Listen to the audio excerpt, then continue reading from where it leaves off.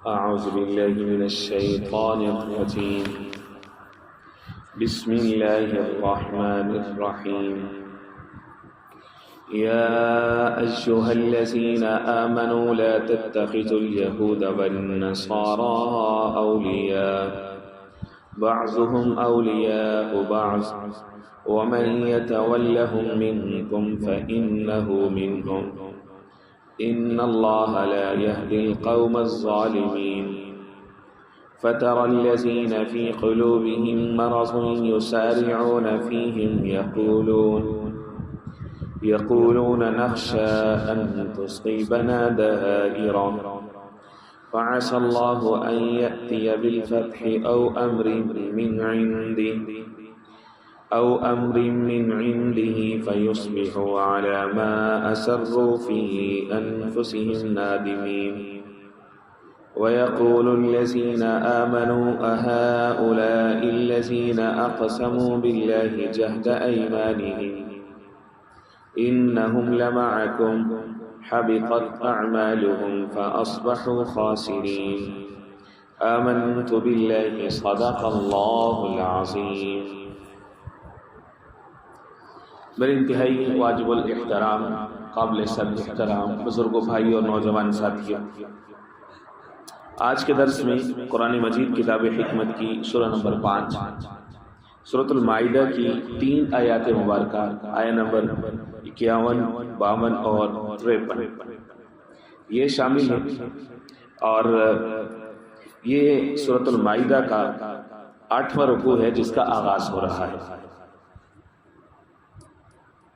جو 7واں رکوع تھا اس کے اندر رب العزت نے اپنی طرف سے نازل کردہ احکام پر عمل کرنے کا حکم دیا، تاکید فرمائی، اور عمل نہ کرنے والوں کو سخت تنبیہ فرمائی۔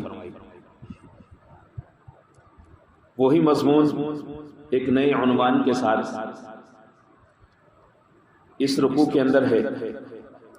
ظاہر ہے کہ جب یہ کہہ دیا کہ جو لوگ اللہ کے احکام کے مطابق فیصلہ نہیں کرتے وہ کافر ہیں، ظالم ہیں اور فاسق ہیں، اور تذکرہ ہوا اہل توراہ یعنی یہود کا، اور تذکرہ ہوا اہل انجیل یعنی نصارہ کا، عیسائیوں کا، اور پھر مسلمانوں کو بھی اسی انداز میں متنبہ کیا گیا۔ اور اب آیت نمبر 51 سے اس کا ایک لازمی نتیجہ ہے جس کا ظہور ہو رہا ہے، اور وہ یہ ہے کہ اللہ رب العزت نے فتویٰ دے دیا، اے ایمان والو لا تتخذوا اليہود والنصارى اولیاء،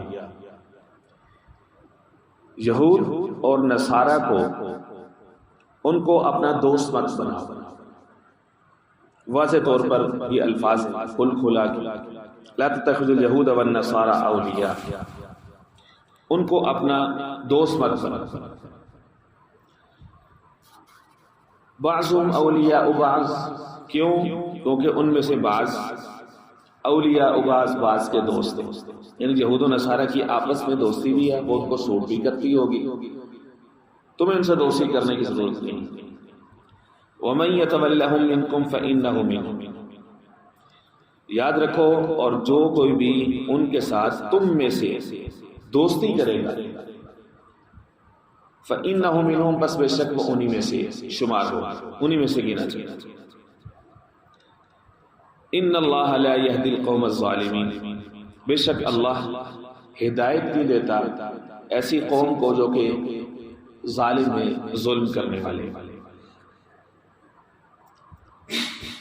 یہ جو آیا ہے، اس آیا کے اندر یہود و نصارہ کے ساتھ دوستی سے منع کیا گیا ہے، اس لیے اس کو کہتے ہیں مسئلہ ترک ولایات، ترک موالات، مسئلہ ترک موالات۔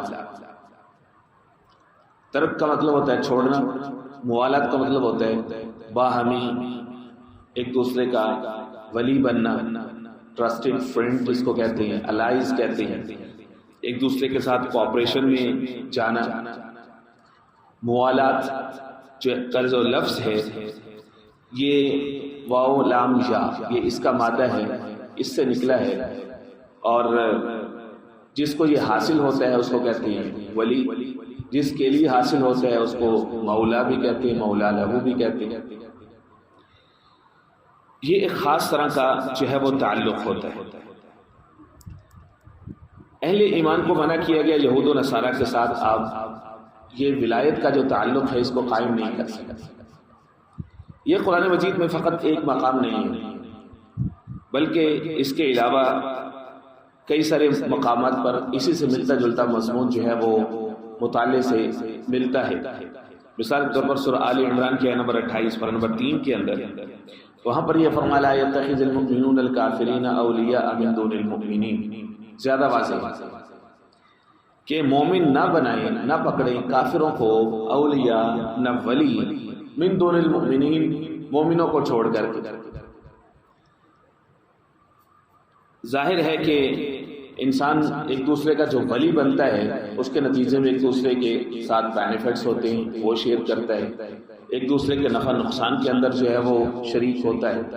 تو فرمایا کہ ایک طرف مومن ہو، وہ تمہاری آس لگا کے بیٹھے ہوں کہ تم ان کے ساتھ دوستی کرو گے، تمہارا ان کے ہاں اٹھنا بیٹھنا آنا جانا ہوگا، تو اس سے ان کو جو ہے وہ مضبوطی ملے گی، سہارا ہوگا ان کے لیے، اور تمہیں بھی ہو سکتا ہے ان سے کوئی نہ کوئی فائدہ ہو کہ ظاہر اسلام اور ایمان کی بنیاد پر جو تعلق ہوتا ہے دنیا میں ظاہر فائدہ ہوتا نظر آئے نہ آئے، لیکن آخرت کا فائدہ تو ہے۔ من دون المؤمنین، مومنوں کو چھوڑ کر کے تم کفار کے ساتھ جو ہے وہ دوستیاں بڑھانا شروع کر دو، فرمایا نہیں، منع ہے۔ ومن يفعل ذلك فليس من الله في شيء، فرمایا کہ جو کوئی بھی ایسا کرے گا تو اللہ کے ذمے سے وہ اب ختم ہے، بری ہے۔ اسی طرح سے سورۃ الممتحنہ ہے، اس کے بالکل آغاز کے اندر یہ کھول دیا، یا ایھا الذین آمنوا، اے ایمان والو کہ تم ایسے لوگوں کو دوست نہ بناؤ، لا تتخذوا الذین آمنوا لا تتخذوا الذین کفروا عدوی وعدوکم اولیاء، ان لوگوں کو دوست مت بناؤ کہ جو میرے اور تمہارے دشمن۔ وہاں پر بھی اولیاء کا لفظ موجود ہے، یہاں پر بھی اولیاء کا لفظ موجود ہے۔ آیت نمبر 28 جس کا میں نے پہلے تذکرہ کیا، وہاں پر بھی جو ہے وہ اولیاء کا لفظ جو ہے وہ موجود ہے۔ ان سب آیات کی روشنی میں امام قرطبی رحمہ اللہ جو کہ بہت بڑے مفسر ہیں، انہوں نے یہ فتویٰ دے دیا ھذا يدل على قطع الموالات شرعا، کہ یہ مقام یہ واضح طور پر یہ دلالت کر رہا ہے، بتا رہا ہے کہ یہود و نصارہ کے ساتھ موالات یہ قطعاً جو ہے وہ جائز نہیں، حرام ہے، منع کرتی۔ لہذا جب ولی جو ہے وہ ایسے دوست کو کہتے ہیں جو کہ حمایتی ہو، پشت پناہ ہو، انسان تکلیف میں جو ہے وہ اس کی طرف دیکھے، اور اس طرح کا گہرا تعلق قائم ہو جائے، اس طرح کے ایک دوسرے کے ساتھ ٹرسٹ کی ایک صورت بلڈ ہو جائے کہ تکلیف ادھر ہو، ادھر محسوس ہو، تڑپنا ادھر محسوس ہو، تو سمجھے کہ یہ دونوں کے درمیان جو ہے وہ ایک ولایت کا رشتہ، اس طرح کی دوستی کی نوعیت جو ہے وہ قائم ہو چکی۔ تو ولا کو سمجھنے کے لیے اس کو اپوزٹ اگر ہم لیں گے البرا یا تبرع، اس کا مطلب ہوتا ہے ایک دوسرے سے برات کا اظہار کرنا، تو الولا والبرا دونوں متضاد ہیں ایک دوسرے کے ساتھ۔ تو فرمایا کہ لا تتخذوا اليهود والنصارى اولیاء، آپ یہود و نصارہ کو دوست مت بناؤ۔ ایک سوال پیدا ہوتا ہے یہاں، سوال یہ پیدا ہوتا ہے کہ اسی سورہ مائدہ میں ابھی چند ہی آیات کے بعد ایک مقام آنے والا ہے، آیہ نمبر 82 اس کے اندر اللہ فرماتے ہیں لَتَجِدَنَّ أَشَدَّ النَّاسِ عَدَاوَةً لِلَّذِينَ آمَنُوا الْيَهُودَ وَالَّذِينَ أَشْرَكُوا، کہ آپ کے ہاں جو یہود اور مشرکین ہیں وہ آپ کے سخت ترین دشمن ہیں سب لوگوں میں سے، اشد الناس عداوۃ، وَلَتَجِدَنَّ أَقْرَبَهُم مَوَدَّةً لِلَّذِينَ آمَنُوا الَّذِينَ قَالُوا إِنَّا نَصَارَىٰ، اور جو نصارہ ہیں، کرسچنس ہیں، ان کو اقربہم مودہ، دوستی کے اندر وہ آپ کے سب سے زیادہ قریب ہیں۔ سوال یہ پیدا ہوتا ہے کہ آیت نمبر 82 تو یہ کہہ رہی ہے کہ یہود و نصارہ کا حکم جدا جدا ہے، یہود اور مشرکین دشمنی میں بہت آگے، نصارہ کے لیے فرمایا کہ اقربہم مودہ، وہ مودت میں تمہارے سب سے زیادہ قریب ہے۔ یہاں پر یہود اور نصارہ کو ایک ہی کیٹیگری میں رکھ دیا کہ ان دونوں کے ساتھ تمہاری دوستی نہیں ہونی چاہیے، کیونکہ وہ دونوں آپس میں جو ہے وہ ایک دوسرے کے دوست ہیں۔ اس کے مفسرین اکرام رحمہ اللہ نے متعدد جوابات دی۔ ظاہر کلام اللہ کا ہے، اس کے درمیان تضاد نہیں ہو سکتا کہ ایک وقت میں کچھ اور کہے دوسرے وقت میں کچھ اور کہے۔ جب جو کلام کہا جا رہا ہے اس کے پیچھے ایک ریزن موجود ہوتی ہے۔ ایک بات تو یہ ہے کہ وہاں پر جو یہ فرمایا ہے کہ یہود تمہارے دشمن ہوں گے، مشرکین تمہارے دشمن ہوں گے، نصارہ تمہارے قریبی دوست بن سکتے ہیں، اس کی ایک وجہ تو یہ ہے کہ جو یہود ہیں وہ روز اول سے یعنی اسلام کے آنے سے قبل سے ہمیشہ سے ہی وہ حق بات اور انبیاء اکرام علیہ السلام کے قاتل اور مخالف لوگ ہیں۔ ان کے سازشی ذہن کی وجہ سے قرآن مجید میں یہاں وہاں دونوں جگہ پہ تاکیداً فرما دے کہ ان کے ساتھ تو دوستی ہے ہی ہے۔ باقی نصارہ کو الگ معاملہ ان کا اس لیے رکھا وہاں پر آیت نمبر 82 میں، وہاں پر اس کی وجہ بھی بیان کر دی کہ بھئی جب تک ان کے اندر عاجز لوگ موجود ہیں یہ تمہارے خلاف نہ نکلے، عالم اور اسکالر لوگ موجود ہیں تو تمہاری بات کو سمجھ سکے۔ یہود کا تو معاملہ یہ ہے کہ سمجھ کر کے بھی وہ مخالفت کرتے ہیں، نصارہ کے یہاں یہ چیز موجود نہیں ہے۔ ان کے یہاں فرمایا اہل علم ہوتے ہیں، دانشور ہوتے ہیں، راہب اور گوشہ نشین لوگ موجود ہوتے ہیں، مٹے ہوئے لوگ موجود ہوتے ہیں۔ تو ان کے لیے اس لیے فرمایا کہ اگر تم ان کو کوئی دعوت دیتے ہو، ان کی قربت اختیار کرتے ہو، ان کو اپنا مذہب سمجھاتے ہو تو وہ تمہیں اچھا جواب دیں گے، ان کے اندر قبول کرنے کی صلاحیت زیادہ ہوگی بنسبت یہود کے۔ یہود کو تو اولاً سمجھانے کی ضرورت نہیں کیونکہ وہ تو سمجھے سمجھائیں، ان کے پاس 2000 سال سے انبیاء آتے رہے ہیں، وہ حق بات کو اچھے طریقے سے سمجھتے ہیں، وہ حضور کو اچھے طریقے سے سمجھتے ہیں۔ فرمایا کہ نصارہ کا معاملہ اس لحاظ سے جو ہے وہ جدا ہے۔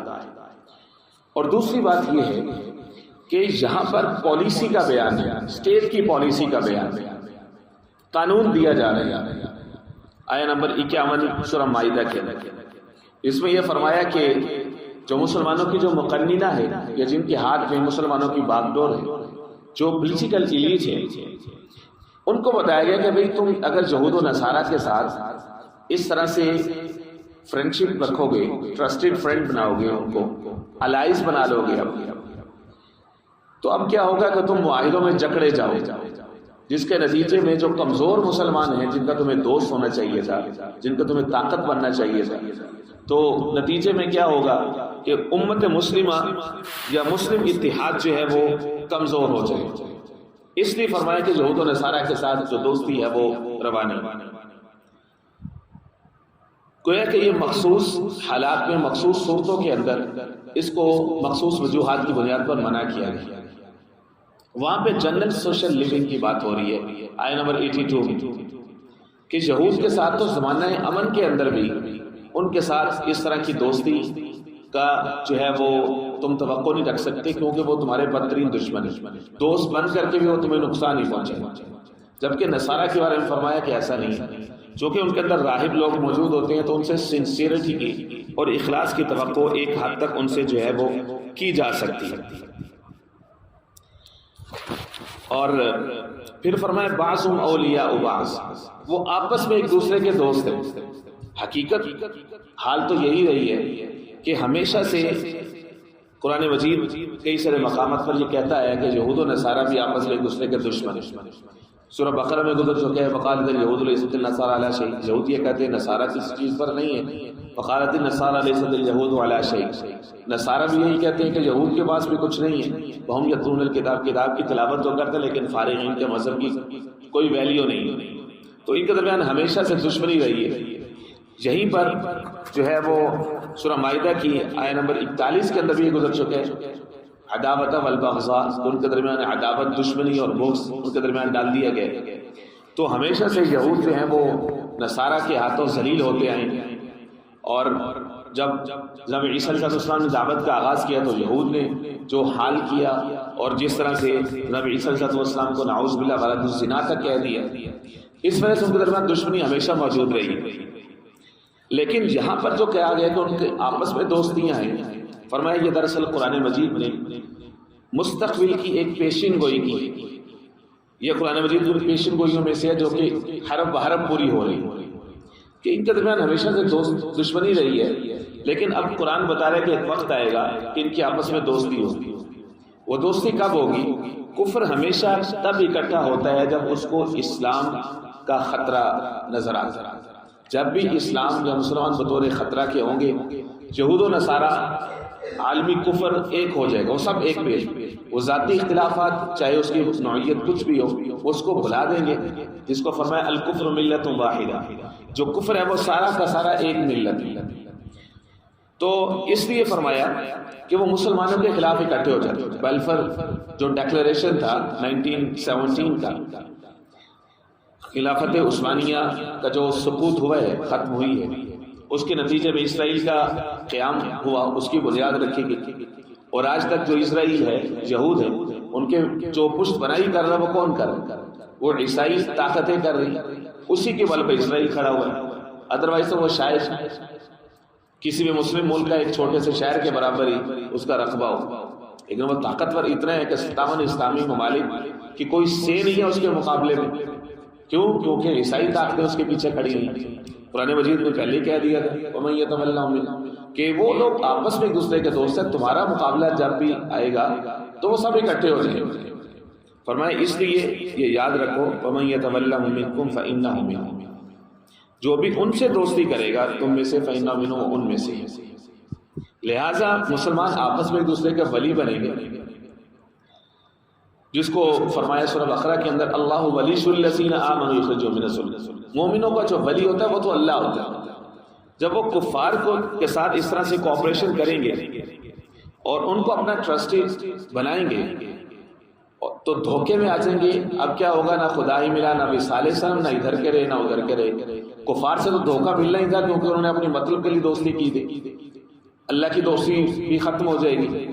کفار نے تو بدلہ لینے، تو بھی آپس میں لڑائیں گے، معاہدات میں جکڑیں گے، ایک دوسرے سے دور کر دیں گے۔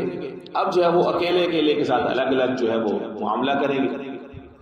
فرمایا ان یثقفوکم یکونوا لکم اعداء، سورہ ممتحنہ میں واضح طور پر فرمایا کہ جیسے ہی ان کو موقع ملے گا تو تمہارے دشمن کھل کھلا کے سامنے آ جائیں گے، تمہارے دشمن ہو جائیں گے۔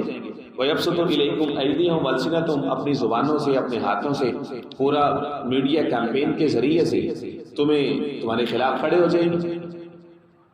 تو اس لیے فرمایا کہ بھائی تم ان سے ہوشیار رہو اور ان سے جو ہے وہ بچو، ان کے ساتھ موالات کو ترک کرنا یہ تمہارے لیے ضروری ہے۔ گویا کہ مودت اور ولایہ یہ دو طرح کے رشتوں کی نوعیت کا فرق سمجھنے کی اب ضرورت ہے۔ مودت ہوتا ہے ایسی محبت کہ جو انسان کو لاحق ہو جائے، چمٹ جائے، جڑ جائے، اور جس کی وجہ سے میوچل انڈرسٹینڈنگ اور ایک دوسرے کے نفع نقصان کے اندر انسان جو ہے وہ شریک ہو جاتا ہے۔ اس کا نتیجہ ولایت کی شکل میں نکلتا ہے۔ مثال کے طور پر اللہ رب العزت نے قرآن مجید میں سورہ روم کے اندر یہ فرمایا وَمِنْ آيَاتِهِ أَنْ خَلَقَ لَكُم مِّنْ أَنفُسِكُمْ أَزْوَاجًا لِتَسْكُنُوا إِلَيْهَا وَجَعَلَ بَيْنَكُم مَّوَدَّةً وَرَحْمَةً، یہ جو زوجیت کا رشتہ ہے، میاں بیوی کا جو رشتہ ہے، فرمایا کہ اس کو ہم نے اس لیے بنایا ہے لِتَسْكُنُوا إِلَيْهَا، یہ اللہ کی نشانیوں میں سے سکون حاصل کرتے ہو تم، اور یہ تمہارے درمیان مودت اور رحمت کا ذریعہ ہے۔ اب ظاہر ہے کہ میاں بیوی ایک دوسرے کے نفع نقصان کے مالک ہوتے، اب ایسی مودت کو اس کے نتیجے میں ولایت جو ہے وہ وجود میں آتی ہے۔ اسی طرح سے قرآن مجید میں اور کئی سارے مقامات پر مودت کا تذکرہ جو ہے وہ موجود ہے۔ مثال کے طور پر سورہ شورا کے اندر فرمایا قُلْ لَا أَسْأَلُكُمْ عَلَيْهِ أَجْرًا إِلَّا الْمَوَدَّةَ فِي الْقُرْبَى، کہ جو مشرکین تھے ان کے بڑے بڑے سردار آتے تھے حضور کے پاس اور جناب ابو طالب کے پاس، اور آ کر کے کہتے تھے کہ آپ ان کو فرمائیں کہ ہمارے بتوں کو برا بھلا کہنے سے باز آ جائے۔ بات سنتے نہیں تھے لیکن مخالفت بڑی شدید کرتے تھے۔ تو رب العزت نے آیت اتاری، فرمایا کہ آپ ان سے یہ کہیں کہ مجھے تم سے کوئی اجر نہیں چاہیے، میں جو تمہارے بھلے کی بات کرتا ہوں، اللہ کی طرف بلاتا ہوں، صرف یہ چاہیے کہ کم از کم اپنی قرابت داری کا ہی کچھ خیال رکھو کہ ایک قوم قبیلے سے عزیز داری موجود ہے، کم از کم اسی کی وجہ سے تم مخالفت سے باز رہو، بات کو سن تو لو، سمجھنے کی کوشش تو کرو۔ تو یہ مودت یہ بنیادی طور پر تعلق کو کہتے ہیں، اور ولایہ جو ہے وہ اس کا نتیجے میں وجود میں آتی ہے۔ فرمایا کہ یہود و نصارہ کے ساتھ ولایت کا تعلق تمہارا جو ہے وہ نہیں ہونا چاہیے۔ وَمَن يَتَوَلَّهُم مِّنكُمْ فَإِنَّهُ مِنْهُمْ، جو ان کے ساتھ ایسا تعلق قائم کرے گا تو وہ انہی میں سے ہو۔ دیکھ لیجیے ہمارے مسلم ممالک میں کیا ہو رہا ہے کہ جتنے لیڈرز ہیں، سربراہ ہیں، ان سب کے لمحہ فکری ہے کہ یہود و نصارہ کے ساتھ اس طرح سے دوستیاں لگانا کہ جس کے نتیجے میں اپنا تحفظ ہو، اپنی کرسی کا اور اپنے مفادات کا خیال ان سے رکھوانا۔ فرمایا کہ اس سے بڑی منافقت کیا ہو سکتی ہے؟ وَمَن يَتَوَلَّهُم مِّنكُمْ فَإِنَّهُ مِنْهُمْ، اور بعینہ جب یہ آیات نازل ہوئی تو اس سے پہلے بھی یہی کچھ ہو رہا تھا۔ مدینہ کے اندر یہود کے پروردہ منافقین تھے، اور وہ مسلمانوں کے کیمپ میں آتے تھے، کہتے تھے ہم تمہارے ساتھ ہیں۔ یہود کے پاس جاتے تھے، ان کو مسلمانوں کو سیکرٹ جا کر کے بتاتے تھے۔ جب یہ آیا اتری کہ ان کے ساتھ دوستیاں بند کر دو، ختم کر دو ان کے ساتھ تعلقات، ترک موالات کا حکم آ گیا۔ اب بہت بڑا ایک منافق تھا عبداللہ بن ابی ابن سلول، جس کو رئیس المنافقین بھی کہا جاتا ہے۔ یہ وہی شخص ہے جس کے جنازے کے لیے جناب عمر فاروق نے عرض کی تھی یا رسول اللہ اس کا جنازہ نہ پڑھائیں۔ سورہ انفال کے اندر موجود ہے، سورہ توبہ کے اندر موجود ہے۔ یہ کہنے لگا کہ ہم کیسے ان کے ساتھ تعلق ختم کریں؟ اکثر و بیشتر جو مسلمان تھے انہوں نے ترک کر دیا فوری طور پر۔ عبداللہ بن ابی کہنے لگا کہ ہو سکتا ہے بھائی کل کو وہ لوگ غالب آ جائیں اور مدینہ کی جو اس وقت حیثیت ہے یہاں کے مسلمانوں کی یہ نہ رہے تو ہمیں طرف سے کوئی نقصان ہو جائے گا، اس لیے ہم ادھر مسلمانوں کے صفوں میں رہیں گے، نمازیں بھی پڑھ رہے ہیں، ہم ان کے ساتھ ہیں، ہمیں کون سا کوئی روک رہا ہے، لیکن ان کے ساتھ ہمارے تعلقات ہم نہیں ختم کر سکتے، یہ ہماری مجبوری ہے۔ گویا کہ اس نے اللہ کے حکم کے مقابلے میں اپنے جو ہے وہ لاجک، اپنا دنیاوی مفاد، اس کو جو ہے وہ ترجیح دی۔ اس لیے فرمایا کہ ہم یہ کہہ رہے ہیں وَمَن يَتَوَلَّهُم مِّنكُمْ فَإِنَّهُ مِنْهُمْ، ٹھیک ہے یہ پھر انہی میں سے اللہ کے ساتھ اس کا جو تعلق ہے وہ ختم ہو جائے۔ ان اللہ لا يهدي القوم الظالمین، بے شک اللہ ہدایت نہیں دیتے ایسی قوم کو ظالمین جو کہ ظالم ہیں۔ گویا کہ یہاں پہ ظالم کیا ہوگا؟ الذین ظلموا انفسهم بموالات الکفر، کہ کفر کی دوستی کی وجہ سے جنہوں نے اپنی جانوں پر ظلم کیا ہے، تو ایسے لوگ اب اللہ کے دوست جو ہے وہ نہیں رہے۔ فَتَرَى الَّذِينَ فِي قُلُوبِهِمْ، فرمایا کہ آپ دیکھیں گے ان کے دلوں میں، یعنی مسلمانوں کی صفوں میں جو گھسے ہوئے منافق ہیں، اب دیکھیں گے ان کے دلوں میں مرض ہے۔ گویا کہ اس کا تعلق جو ہے وہ باطنی کیفیت کے ساتھ ہے کہ ان کے اندر اپنے ذاتی مفاد کا ایک بت ہے جس کو پروٹیکٹ کرنے کے لیے ان کو یہ پتہ ہے کہ فلاں سے مدد ملے گی، فلاں سے حمایت ملے گی، فلاں سے فائدہ ملے گا، تو اس سے جو ہے وہ میری کرسی اور میری حکومت مضبوط رہے گی۔ فرمایا کہ یہ ان کا اندر کا روگ ہے، فی قلوبہم مرض، یہ قرآن مجید کا وہ نقطہ ہے جس کا تذکرہ پہلے اس پارے سے شروع ہے، سورہ بقرہ کے دوسرے رکوع میں فرمایا فی قلوبہم مرض، یہ جو منافق ہیں ان کے دلوں میں مرض ہے۔ گویا کہ جو اندرونی جو تکلیف ہے، جو اندر کا جو مرض ہے، اس کی وجہ سے انسان کو ظاہری بیماریاں جتنی ہوتی ہیں وہ ساری اندر کے مرض کی وجہ سے۔ اخلاقی طور پر انسان اندر سے تباہ ہوتا ہے، حسد، بغض، کینہ پروری، ان سب کیفیات کی وجہ سے انسان کو جو ہے وہ اندر کے مسائل اس کے گہرے ہوتے جاتے ہیں۔ گویا کہ یہ کردار ہے، ایک استعارہ ہے عبداللہ بن ابی بن سلول۔ فرمایا کہ اب دیکھیں گے کہ ان کے دلوں میں ایک ایسا مرض ہے جس کی وجہ سے یسارعون فی الکفر، یسارعون فیہم، یہ ان کے اندر یعنی کافروں کے اندر یہ گھستے چلے جاتے ہیں آگے تک، ہر حال میں ان کا ٹرسٹ جیتنا ہے، ہر حال میں ان کو مطمئن کرنا ہے کہ ہم تمہارے ساتھ۔ یسارعون فیہم یقولون، اور یہ کہتے ہیں نخشى ان تصیبنا دائرہ، ہمیں یہ ڈر ہے کہ ہمیں کوئی دائرہ پہنچ جائے گا۔ دائرہ سے مراد ہے گردش ایام، یعنی کل کلا کوئی چکا گھومے اور ہماری یہ حیثیت نہ رہے، مسلمان مغلوب ہو جائیں، کفر غالب آ جائے، تو اب کیا ہوگا کہ ہم ان کو کس بنیاد پر ہم ان سے کہیں گے بھائی ہم تمہارے ساتھ، کیسے کہیں گے؟ اگر آج تعلق توڑ دیا تو وہ تو ہمارے دشمن بن جائیں گے۔ گویا کہ ان سے ڈر کر کے مسلمانوں کے ساتھ جو ہے وہ غداری کرنا، دوسروں کے ایجنٹ بن کر کے کام کرنا، اس کا تذکرہ نمبر 41 میں گزر چکا ہے۔ سماعون لقوم آخرین، دوسری قوم کے لیے جاسوسی کرنا کہ ان کا اعتماد ہر حال میں جیت لیں۔ فرمائے فعسى اللہ ان یأتی بالفتح، کہ ان قریب اللہ جو ہے وہ فتح دیں گے، او امر من عنده، یا اللہ کی طرف سے کوئی ایسا امر مل جائے کہ اشارہ مل جائے جس سے فتح مل جائے۔ فتح سے مراد یہاں میں فتح مکہ ہے۔ گویا کہ عرب کے ہاں، مشرکین کے ہاں، یہود و نصارہ کے ہاں ہمیشہ سے تولیت کعبہ یعنی کعبہ کے انتظامات کا مالک ہونا ہمیشہ سے فتح کی علامت سمجھا جاتا ہے، طاقت کی علامت سمجھا جاتا ہے۔ تو اس لیے فتح قرآن مجید میں جہاں پر لفظ موجود ہوگا تو وہاں سے مراد فتح مکہ ہوگی۔ اللہ نے فرما دی ہے کہ بھئی ہم تمہیں فتح دیں انشاءاللہ۔ منافقین ذلیل و رسوا، فیصبحوا علی ما اسروا فی انفسہم نادمین، پس ہو جائیں گے وہ ان باتوں پر جس پر یہ ابھی یہ قائم ہے، فی انفسہم نادمین، بعد میں یہ کیا ہوں گے، اس پر شرمندہ ہوں گے۔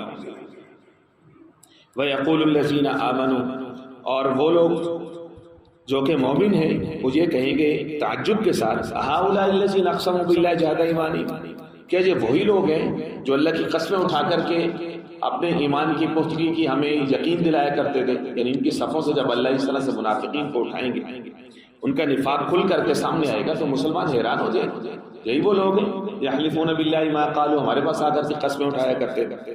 انہم لمعکم، فرمایا کہ بے شک وہ تمہارے ساتھ، اس طرح سے قسمیں اٹھاتے تھے۔ حبطت اعمالهم، اب اللہ رب العزت نے اعلان کر دیا کہ ان لوگوں کے اعمال جو ہیں وہ اب ضائع ہو چکے۔ ایک ہوتا ہے حب، ایک ہوتا ہے ضبط۔ حب کہتے ہیں اس طرح سے ضائع ہونا کہ دوبارہ ان کے واپس وہ اجر ملنے کی امید ہی نہ ہو، جیسا کہ سورہ حجرات میں فرمایا کہ جو لوگ اللہ کے رسول سے آگے بڑھنے کی کوشش کرتے اور ان کی بے ادبی کے مرتکب ہوتے ہیں تو ان کے اعمال ان تحبط اعمال، ان کے اعمال ضائع ہو جائیں، جتنے بھی عمل ہیں۔ ایک ہوتا ہے ضبط، ضبط کہتے ہیں کہ عمل ضائع ہونے کے بعد وہ واپس ایک سزا کے بعد وہ واپس وہ اجر جو ہے وہ واپس مل جائے، جیسے حکومت یا فلاں کوئی مال ضبط کر لیتی ہے، جس کا مطلب یہ ہے کہ سزا کے بعد وہ مال واپس مل جائے۔ حبط میں یہ ہے کہ اس کے واپس ملنے کی امید ہی نہیں۔ فرمایا کہ ایسے لوگ جو کفار کے ساتھ دوستیاں کرتے ان کے عمل ہمیشہ کے لیے ختم۔ حبطت اعمالهم فاصبحوا خاسرین، اب یہ لوگ جو ہیں وہ کس میں چلے جائیں گے؟ اب یہ خسارے میں چلے جائیں گے۔ اس کو فرمایا کہ استحق اللعنہ فی الدنیا والعقاب فی الآخرہ، صاحب کبھی نہ لکھے کہ یہ لوگ دنیا کے اندر لعنت کے مستحق اور آخرت میں اللہ کی طرف سے سزا کے مستحق، کیونکہ ان کے عمل جو ہیں وہ ضائع ہو چکے ہیں، انہوں نے مسلمانوں کے ساتھ جو ہے وہ دھوکہ کرنے کی کوشش کی۔ خلاصہ یہ ہے کہ تعلقات کفار کے ساتھ اس کی 4 نوعیتیں ہو سکتی ہیں، 4 طرح۔ نمبر 1 مواسات، غمخواری، کہ ان کے ہاں کوئی اچانک سے کوئی آفت آ گئی ہے، مسلمانوں کے ہاں کوئی آفت آ گئی، گناہ گہانی، تو اب ایک دوسرے کے ساتھ غمخواری کا اظہار کرنا، کوئی حرج نہیں، یہ ہو سکتے ہیں مواسات۔ صرف مرتد کے ساتھ مواسات جو ہے وہ یہ جائز نہیں۔ نمبر 2 معاملات، امور دنیا کے اندر، خرید و فروخت کے اندر جو بھی شرعی دائرے میں جو چیزیں آتی ہیں حرام سے بچتے ہوئے یہ بھی جائز ہے، معاملات۔ اس کے بعد تیسری چیز ہے مدارات۔ مدارات ہوتا ہے کہ دینی مصلحت کے تحت کفار کے ساتھ کوئی نرمی کا اظہار کرنا، دینی مصلحت کے تحت۔ ایک ہوتا ہے ذاتی مفاد کے لیے ان کے ساتھ نرمی کرنا، اس کو کہتے ہیں مداہنت۔ مداہنت فی الدین وہ حرام ہے، مدارات جو ہے وہ جائز ہے، کسی دینی مصلحت کے ساتھ معاملات کے اندر نرمی کرنا، جیسا کہ ذمہ جو امن لے کر کے آتا ہے مسلمانوں کے پاس، اس کے ساتھ نرمی کا مظاہرہ ہوتا ہے کیونکہ وہ مسلمانوں کے ہاں موجود ہے، ایک پولیٹیکل اس کے اندر مسلمانوں کی ایک اچھی پکچر جاتی ہے دنیا کو، تو اس لیے ذمہ کی حفاظت کرنا، اس کے ساتھ معاہدے کی حمایت کرنا یہ ضروری ہوتا ہے، مدارات۔ لیکن ایک چوتھی صورت ہے، وہ ہے موالات، گہری دوستی، نفع نقصان اور قلبی تعلق، موالات، یہ جو ہے یہ جائز نہیں، ان کے ساتھ اس طرح سے عزیز داری جو ہے وہ بنا کر کے رکھنا۔ سورہ مجادلہ کے آیت نمبر 22 کے اندر فرماتے لا تجد قوما یؤمنون بالآخرہ باللہ والیوم الآخر یوادون من حاد اللہ ورسولہ ولو كانوا آباءهم او ابناءهم او اخوانهم وعشیرتهم، بھائی بیٹے اولادیں قومے قبیلے خاندان کے لوگ ہی کیوں نہ ہوں، جب وہ کفار کے کیمپ میں چلے گئے تو اب تک کی ولایت تمہارے اوپر ضروری ہو گئی، اب ان کے ساتھ تم دوستی نہیں لگا سکتے، ان کو ولی نہیں بنا سکتے، کافر مومن کا ولی نہیں ہو سکتے۔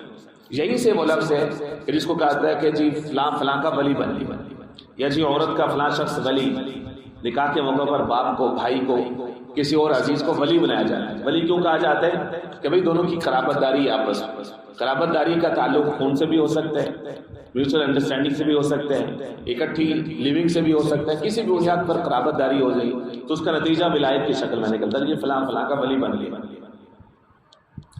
فرمایا کہ حبطت اعمالهم، اب جو لوگ ایسی موالات سے باز نہیں آئیں گے تو ان کے اعمال اللہ کے ہاں ضائع ہو جائیں گے۔ اللہ رب العزت سبھی نصیب فرمائے۔